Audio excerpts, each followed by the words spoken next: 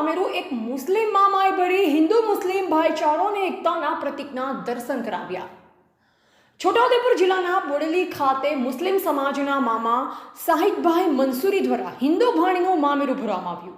દેશમાં ખૂબ જ મહત્વ છે ને તેમાં પણ મુસ્લિમ ભાઈ અને હિન્દુ બહેન હોય ત્યારે આ સંબંધ કંઈક અનેરો જોવા મળે છે। છોટાઉદેપુર જિલ્લાના બોડેલીના એસટી ડેપો સામે આવેલા નવી નગરી વિસ્તાર, જ્યાં 12 વર્ષ પહેલા એક શહીદ મંસૂરી નામના મુસ્લિમ ભાઈએ બે હિન્દુ બહેનો સાથેના ભાઈ બહેનના પવિત્ર સંબંધ બનાવ્યા હતા।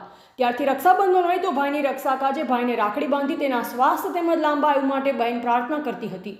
તો ભાઈબીજ જેવા તહેવાર દરમિયાન ભાઈ પોતાની માનેલ બહેનને ત્યાં જઈ સંબંધ સાચવતા। આજે જ્યારે બહેનની દીકરીનું લગ્ન હોવાથી મામાની ફરજ બજાવી મામેરું ભરવામાં આવ્યું અને ભાઈ બહેનના પવિત્ર બંધનની એક મિસાલ કાયમ કરી હતી। ટીવીડી ન્યૂઝ નેટવર્ક સાથે રિપોર્ટર ઝહીર સૈયદ, બોડેલી, છોટાઉદેપુર। છોટાઉદેપુર જિલ્લાના બોડેલી ખાતે હું શાહિદ મંસૂરી અને મારા પરિવારજનો સાથે અમારા જે મોં બોલેલા બેન છે સોનલબેન, એમના ઘરે મામેરું લઈને આવેલા હતા। અને અગાઉ જે અમારા મોટા બેન છે મીનાબેન, એમના ઘરે પણ મામેરું ભરેલું હતું, ખૂબ રંગેચંગે ભરેલું હતું।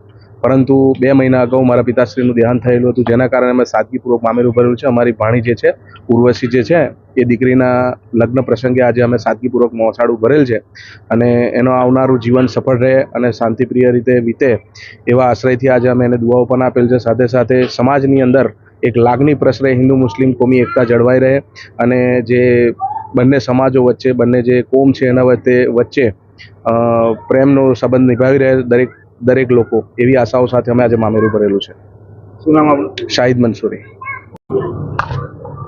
આજે અમે મોસાળું લઈને આવ્યા છે ઉર્વશીબેનનું, જે સોનલબેન કરીને અમારા જોડે 12-13 વર્ષથી સંબંધ સારા છે।